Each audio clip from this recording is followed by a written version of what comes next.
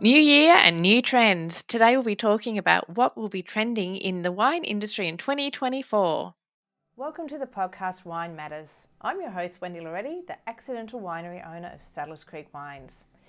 In this podcast, I invite you to join me as I share with you what I believe is the true meaning of loving wine, and that is to bring people together. I'm absolutely no wine expert, though I am a wine lover. I love to learn and explore all things wine, how it's made and how it is best enjoyed. What I've discovered along the way is the more I learn, is the more I enjoy and appreciate it. So I'd like to share with you what I've learned along the way, debuff some of the myths, but most importantly, I invite you along to learn with me. To support our learning, I'll be inviting way more knowledgeable people than myself to share their expertise, their love of wine, and why wine matters to them. I hope to introduce you to all the reasons to love wine and all the interesting and great people of the Hunter Valley and the greater wine community. So on that note, let's pour a glass of wine and talk wine matters. Cheers. Welcome to Wine Matters, and with me today is my bestie, Deborah. Hello, Wendy. Hello, love. How are you? I'm good. That's good to hear. Okay, so I've got 10 trends. 10 trends to look out for in 2024. Yeah. Our top prediction, guys. Yeah. I think before we start, though, let's just recap 2023. What went on in 2023? Yeah. What were some of the top things that we saw?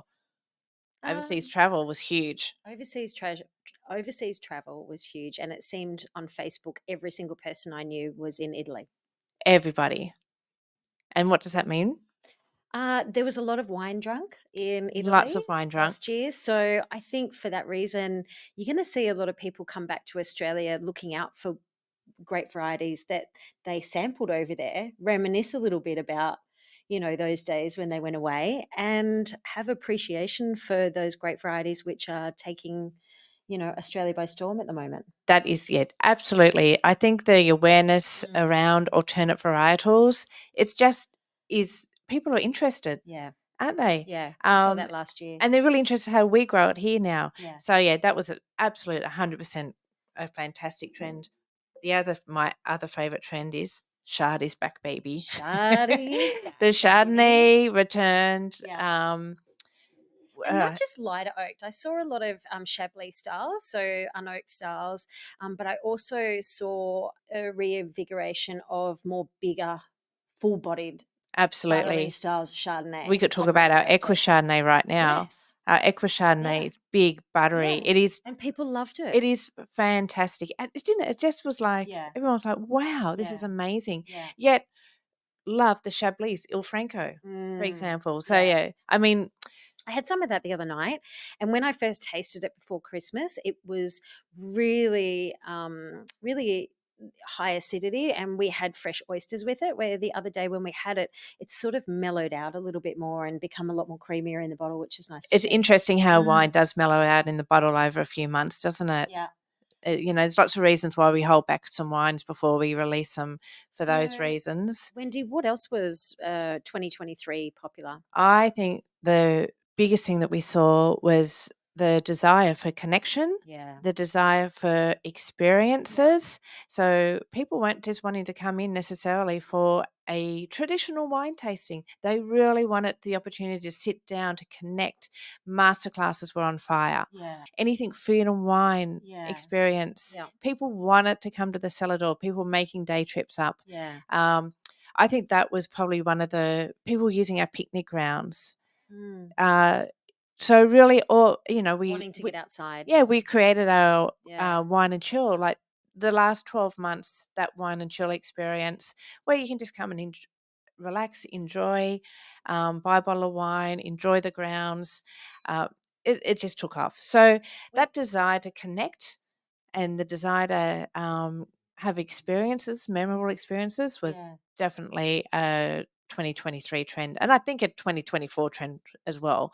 It will continue on.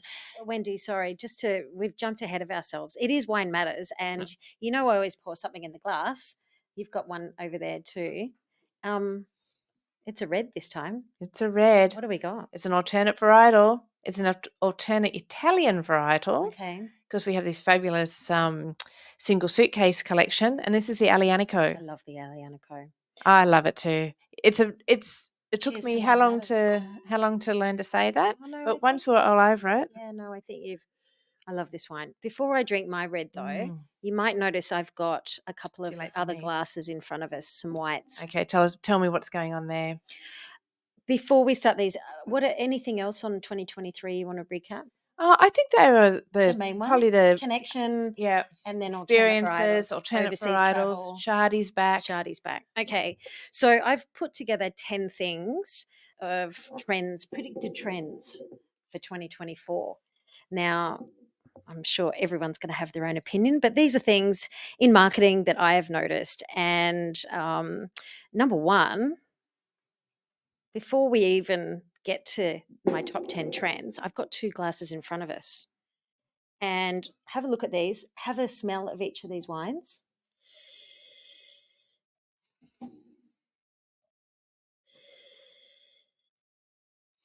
Is there anything that now for anyone that's listening to us, I've got 2 glasses here of white wine in front of Wendy and I, 2 glasses each. And are they the same color, Wendy, in the glass? Definitely. One's a sparkling. Ah, okay. One's not. Okay. Well, these 2 wines are the same variety.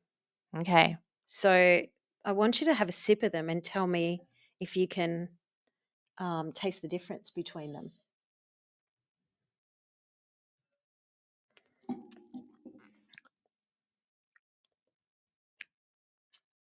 Wow. Okay. That's very like how I imagine you're supposed to send me on tasting one. I'll take a second sip because sometimes okay. So my clue that I've given Wendy, and I've got 2 bottles for anyone that's watching this podcast. I've actually got 2 bottles in front of us that are wrapped up. One's in alfoil and one's in a brown paper bag. It's what we call a blind tasting. And I've given Wendy 2 glasses of white wine in front of her. And the only tip I've given her, the hint I've given her, is that they're both the same variety. Okay. What's your feedback? Now you're testing me out. Yeah, you want me to guess what my you don't the first one I just tasting wise was not to my taste. Not to your liking. Not to my would not be my go-to. Okay. The second one was way more pleasant, smoother. Yeah. Okay. Bit of water, just had a bit of texture to it. Yeah. Okay. That's a bit of complexity. Yeah, absolutely. You're bang on with those wines. And these wines are the same variety. They're both Pinot Gris. Oh, there you go. Yeah. And we're talking about alternate varietals. Like alternate varietals, I don't consider Pinot Gris an alternate varietal anymore. It used to be many years ago. You see Pinot Gris, Pinot Grigio, they're both the same grape. However, stylistically, you'll see a great variance depending on who's making it and what they call it. So what you will notice, and I am getting to my number one trend of 2024, is the wine on the left-hand side, on your left-hand side that you called, it had a bit of I thought it had a bit of sparkle or something in it. And the reason is because this is, and I'm just unveiling for anyone that is listening to this is a no alcohol wine. Okay. So that is a trend for 2024, is you're seeing a lot more no alcohol wines. And if you ask Brett, our winemaker, how he feels about that, he's not fond of it. and of course, Wendy's tasting of it, you weren't fond of it either. I wasn't fond of it. You weren't fond of it. However, there is a trend for no alcohol wines and low alcohol wines. Personally, if I'm not going to drink alcohol, I would much rather not drink it. Like if I'm not drinking a wine, I'm not going to drink a wine. Drink if that water. Makes sense. I would much rather drink an alternate beverage, like Buds and Beads do an amazing sparkling tea. I would much rather that. Something like that. Okay, but that's just me personally. Yeah. But however, if you go into the bottle shop now, you will see a lot more no alcohol wines. Now, what's really interesting about that is that last weekend I was out and someone else was driving. They had 1 glass of wine and they couldn't drink any more than that. And I went in to go get them a soft drink, and I actually got them a no alcohol wine, but I didn't tell them it was a no alcohol wine, and they drank it thinking, oh, I've got another glass of wine. I drank it and then we'll have to wait longer. It was no alcohol wine. So that old placebo effect, they didn't know the difference. Yeah, I think, So it has its place, I think. It does. But for me, that's whatever. So that's a low alcohol though. Our wild pink is a low alcohol wine, and that is one of our very biggest selling popular. wines. And I love that wine. I Yeah. love that it is a low alcohol wine, and that is something that is also another trend as well, is lower alcohol wine. So what that means is, and it's not just in that sparkling pink Moscato-esque wine, you'll also see that in reds as well. So because, Hunter Valley Shiraz, we were talking about in a previous podcast, is a lower alcohol wine in generally. So they sit around 12 to 13%, where some of those big South Australian reds can sit up about 16%, Wendy. Okay, so that's why low alcohol wines certainly become, a much more trend. Semillon is a lower alcohol wine. So Semillon will sit between 10 and 11%, where some Sauvignon Blancs I've seen up around 14%. There you go. Okay, so that's why I'm saying it's not just thinking about no alcohol wines, it's about choosing wines that are a lower alcohol, which, benefit you. Now, the wine on the right, you said it had texture and complexity. Okay, and this is a wine. I was down in Hobart in end of December, and this was a wine that is a Pinot Gris, and it's from a small producer down there. And what I loved about this wine, and I had it the other night, and that's why you've only got a splash left in your glass. What I loved about this wine is the way it was made, because this is a Haddo and Deneen wine. That's the brand of it. And this is a Pinot Gris. But what I loved about it was handpicked, whole bunch pressed with wild yeast, and it's barrel fermented, unfined and unfiltered. So Pinot Gris is typically not barrel fermented.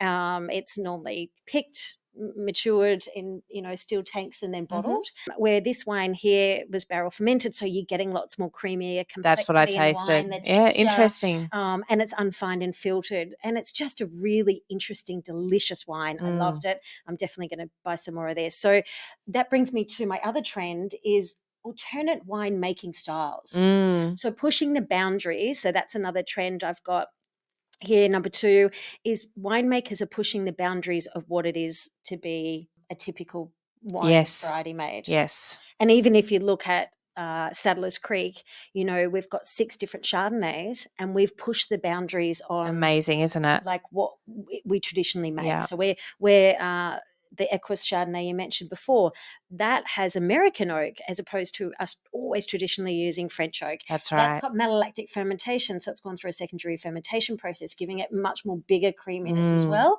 And that's, again, something that's not stylistically it's being a little bit experimental and not being afraid to push those boundaries a little bit to see, what is explored. Am I pulling back in? What else you got? You're giving us 2? No, I'm just taking those 2 glasses out because I've got a lot of wine on the table here. And I want to make a little bit of room. That doesn't happen. And now I'm going to sip on my Aglianico. So that brings us to, I'm going to pull out, I've got to put my glasses on for anyone that's, because I can't read my notes on my phone. Okay, so trends, low alcohol, no alcohol wines, alternate wine making styles of wines. Wendy, number 3 here I've got is sustainable growing practices are becoming a lot more popular. Absolutely. And that's been something we've been very conscious of for a long time. And Sam and Brett pay a lot of attention. Our winemakers pay a lot of attention to that. In fact, I think that's going to be a great topic, and get them, both the boys, in and just talk about some of the just different things they're doing in the vineyard to make it more sustainable, and different plantings around the vines and what we're planning in the future. Because it's important. We want to be as sustainable as possible. Also having, of course, solar energy and all those things. All the things that add value. And also packaging. So that was another thing in sustainable, not just growing practices and making, but also packaging, of how we're packaging our wine. So I know, for example, we're using more craft boxes. So craft is the brown boxes that you see, as opposed to, the really fleshy ones. So we've gotten away from that. But also I've noticed a lot of canned wine in the bottle shops. Wow, amazing. Yeah. So cask wine, Yes. Well, a lot of wines from overseas come over in the green bag and then they get bottled here. And why? Because there's more conscious awareness about, well, how can we freight it? But it's more environmentally friendly. It's not so heavy. It's not so much in freighting. So all those things add value. Okay, so all important things. Number 3, I've got wine clubs changing. And I predict this because I think for a lot of direct-to-consumer wineries, boutique wineries, and I'm talking about around Australia, for example, we rely on cellar door visitors coming in. A lot of boutique wineries aren't in all the big bottle shops. It takes a lot, and you don't get a lot back from bottle shops. So, cellar doors are really the lifeblood of wineries, small boutique wineries, absolutely. and also wine clubs are also the lifeblood of club that. members are our family. They sustain us. And I think their support is so important to us. The trend that you'll start to see now is more flexibility. Mm-hmm. I mean, we've been on this bandwagon for quite some time, but if I rewind, 6-7 years ago, there was a lot of wineries, people joined wine clubs, and you could only choose a mixed and a red and a white pack. That was it. You got what you're given, and if you wanted to cancel in those times, you were penalised. So there was a lot of inflexibility. Gone. Where now, I think, we've always been about letting our members choose and having those options. And I think you really will start to see more and more wine clubs doing that. I think it's inevitable. People want to be in charge of what they want and what they like. People don't want to feel they're controlled. And definitely coming in as new owners and having that experience, that was one of the very first things that we changed, was to ensure that people at any time can select their own wine and not feel like it's just, oh, well, you have to take this. That's it. Yeah. So flexibility. And there's more. Huge. There's more competition out there now. There's so many places where people can choose to get wine. There's always been competition. Yeah. The other one is cellar door experiences and changing in that, and tourism experiences. So if I again go back to even 10 years ago, 5 years ago, a lot of cellar doors had visitors that came in. You walked up to the bar, here's the list of wines, and you went from top to bottom, and then you bought wines when you left, hopefully. And I think that cellar door experience is definitely changing. And again, we've been doing that for quite some time. We've been aware of being more hospitality focused as opposed to standing at a bar. Yes. Taste and go. Being way more proactive in providing experiences, bookable experiences, instead of being reactive to waiting and for people to walk in through the door. And that's been a big trend and a big shift in what we do at Saddlers, for sure. Yeah. And that brings me to food and wine experiences. That's also changed. Being, in the wine industry for nearly 20 years, that's something that, it was always, you do a wine dinner, you go to a fancy restaurant, and you eat your 3-4 course meal, you buy the wines, you taste the wines, you buy the wines, you go home. Where now, and we've seen this over the last couple of years, more casual, absolutely. People want to eat out and do it more often. So more accessible, casual experiences. Definitely 100%, and we'll be leaning in on all those things in 2024. Okay, so next one, I've got return of Chardonnay, and we've touched on that. They're definitely, and that was a trend that we started to see last year, but definitely this year you will see a lot more of a return of different styles of Chardonnay, like I said, from Chablis styles right through to that big buttery, babies. Yes, so versatile. It's such a versatile alternate varietals. So again, this is another one that's been on the up and up over the last few years, where a lot of varietals that were deemed alternate are now more mainstream. Absolutely. I mean, what we've got in front of us here was really our first tippy toe into alternate varietals. We started with our Montepulciano, and it just flew out. I love how you say these. Did I say it right? Did I say it right? High five. I know. And then we've moved into our Aglianico, our Barbera, our Sacotino, and we'll have a new release coming in the beginning of March, which will be our Nebbiolo. Yeah, that's so exciting. So we'll be re-releasing these wines in March under the beautiful single suitcase story, where we, tip our hats off to all those beautiful immigrants that have really influenced our winemaking style and opened us up to these wonderful new varietals, and has influenced the way we eat and drink and experience life so significantly. And you'll see now, and if I look at the alternate varietal wine show, where all of those varieties used to be all clumped in together. Now they're actually got their own classes as well. So you'll see that trend becoming more and more prevalent. It'd be great to hear from everyone, not only what they think will be trending, but I'd love to hear what alternate varietal would they love to see at Settlers Creek Wines, because we are keen. We have two fantastic winemakers and they're keen as... And what I love about them is, again, they're medium bodied, which is what I love. And I feel that they're just, they grow well here in Australia. And that's the reason why you are seeing such popularity. So what was planted, 10 years ago are starting to produce some really good fruit. Fantastic. So grapevines can take about 7 to 8, 9 years before they start to really produce good quality fruit. And so when you get a grapevine that's about 10 years, that's when it's where they're going. So you'll start to see a lot more of these wines that are alternate become mainstream. So that is my other predicted trend you'll see as well. And okay, so what else have we got? More fun, relaxed style events. That is something that we just touched on as well, because people do want to enjoy wine, but not in a pretentious way. Absolutely. Accessible. They don't want to feel naive more inclusive as well. Yes. Yeah. Sit down. Let me talk to you. What do you want to know? Where we can go? What do you want to take away from this today? Yeah. Way more accessible and friendly. So that brings me to my last point, and that's wine travel. You will start to see a lot more people going back to that wine travel. Again, like I said, last year, people were traveling overseas. I predict that people are going to be also traveling a lot closer to home to wine regions as well. I think, this year, there's Funny you should mention that, Deb.